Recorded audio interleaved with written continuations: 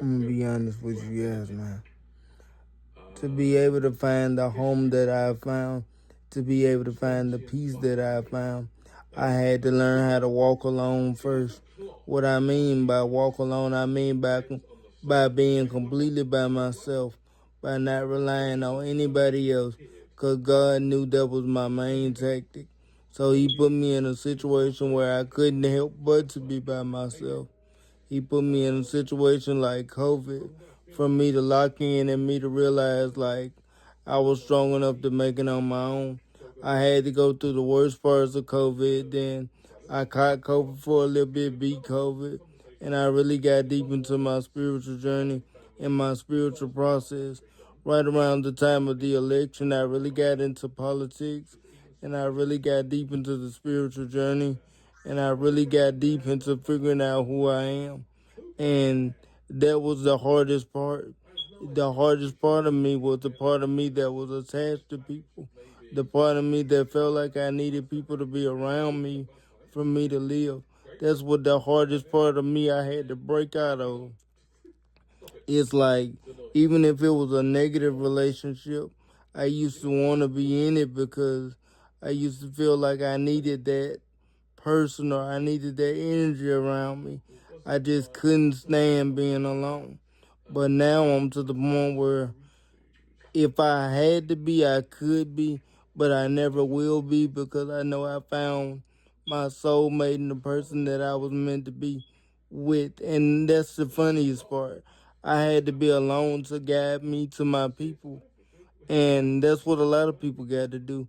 To be able to find your soul tribe, your soul purpose, your soul career, you got to walk the road alone. You can't be afraid of it. It's nothing to be afraid of. It's going to just pull your worst characteristics out of you, make you expose them, make you admit them, and make you live through them and accept them because you have to accept your dark side to be able to be a part of your light side. You can't just go light, light, light all the time. Life is not going to be light all the time. I even give you some of my worst characteristics. I'm controlling at times. I like being in control. I used to not like hearing the other people way. Now I'm opening to hearing the other people's way. I like giving other people's ideas shots now. Whereas when I was younger, it was my way or the highway. I was a selfish person. I didn't believe in helping nobody when I was real young. If it didn't serve my purpose, I wasn't gonna help you. That was part of the reason why I went through my first spiritual awakening. And I was overconfident. I was cocky because I was a young kid that was always blessed with natural talent. Even though I had a disability, I was born with natural strength and I could do things that most disabled kids couldn't do. So I kind of cruised on that more than I should have.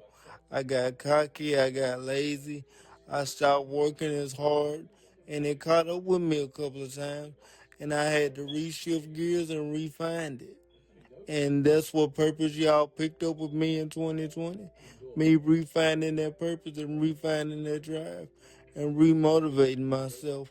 Not letting myself ever get lazy again, but stepping up from now on for the rest of my life, doing whatever I gotta do, no matter what it means, and never taking my foot off the gas again. But that's the story of my life, and that's the story of the toxic side of me, and the story of the loving, growing, older version of me in life now, in my opinion. I'm not ashamed to admit it. Before, I would have never admitted that I had a toxic side. Now I admit and completely accept it. Yes, I can be dark and I can be cold hearted. And as well as I can love you, I can cut you off and act like you never existed because that's the way life has made me become. But I only do that to people who deserve it. I only do that to people who hurt me or give me a reason to treat them that way. If you're a good-hearted person that don't do nothing but treat me well, be there for me. I'm gonna be there for you and be the most loving, supportive, creative, influential person. I'm gonna hype you up every time I see you. I'm gonna make sure you. I'm gonna laugh with you. I'm gonna joke with you. I'm gonna be the most supportive person. But if you ever cross me or do me wrong, I will turn into the most cold hearted, vicious, unloving person you ever met. As nice as I am, I can turn this switch and go absolutely ice cold. And either act like you never existed or harass you so bad that you want to call me and apologize. Every turn that you take, I will be harassing you every way possible if I really, really get mad enough. But I'm also the type of person, I don't believe in doing it to people. I believe in letting karma get you back.